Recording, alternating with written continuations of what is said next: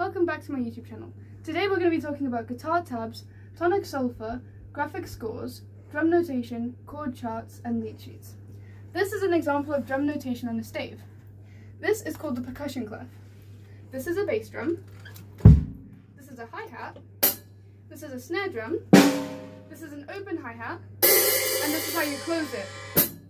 This is a high tom. This is a ride. This is a middle tom. This is a crash. And this is a low tom.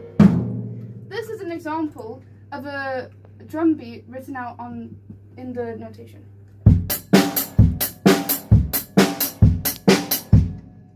Now I'm going to show you an example of guitar tab. So, we know that this is guitar tab because of this notation. It works the same as a clef, as it tells us what instrument we're playing. So, each line represents a string.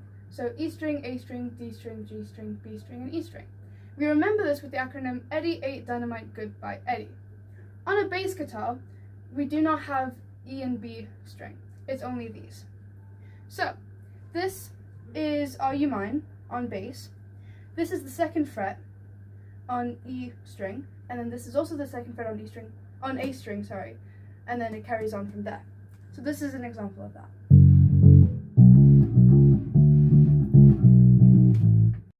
This is an example of what would be on a lead sheet for piano. So this is down by the bay, and you can see here, this is on the stave, we have G, A, G, C. So that would be.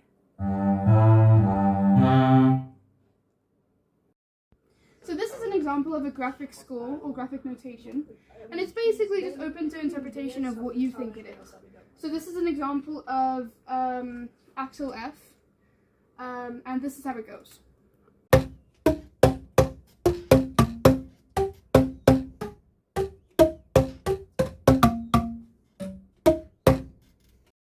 Graphic notation like this is important because it means that people with no music experience in reading sheet music or reading any form of normal notation would be able to read it or interpret it in a certain way. Next, we're going to learn about tonic solfa. This is a system of hand signals that make up the notes on a scale.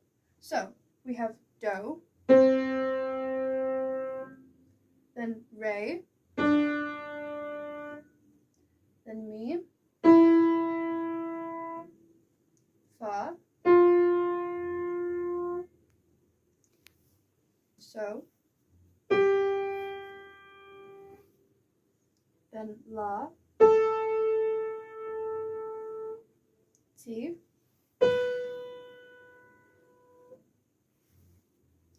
and then do again. Hello and welcome back to my YouTube channel. Today we're going to be talking about chord charts, specifically guitar chord charts. So, here we have an example of E minor and G. So, the best way to explain this is to kind of break it down. So, the lines going across are the frets. So you can see here we have up to these frets. And then we have the lines going down are the strings. So E string, A string, D string, G string, B string, and E string. The numbers are what fingers you use. So we don't include the thumb. And we have finger number 2, which is your middle finger. You're going to put that on A string. And then we have your third finger, which is your ring finger, and you're going to put that below it on the D string. And that is an E minor chord. And then the circles mean that you still play the rest of the strings, but without any fingers on it, so it's an open string. And then we have the G chord. So this one is a bit more difficult. So you have the same, your second finger, your ring finger, no, middle finger, sorry. You have that on the E string, on the 3rd fret. And then you have your index finger on the 2nd fret above it, on the A string. And then your ring finger goes underneath your middle finger on the E string. So this one's a bit tricky, but you can kind of see where it's going. And you have to press down quite hard on the strings, otherwise it doesn't, the sound doesn't work properly. So it can hurt your fingers a bit, but that's what it sounds like. And please keep in mind, I am not a guitarist, so this is not my specialty.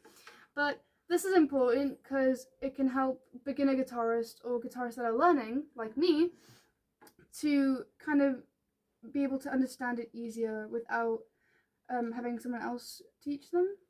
And it helps it be a bit more independent, and it makes it easier to memorize them and learn them by yourself.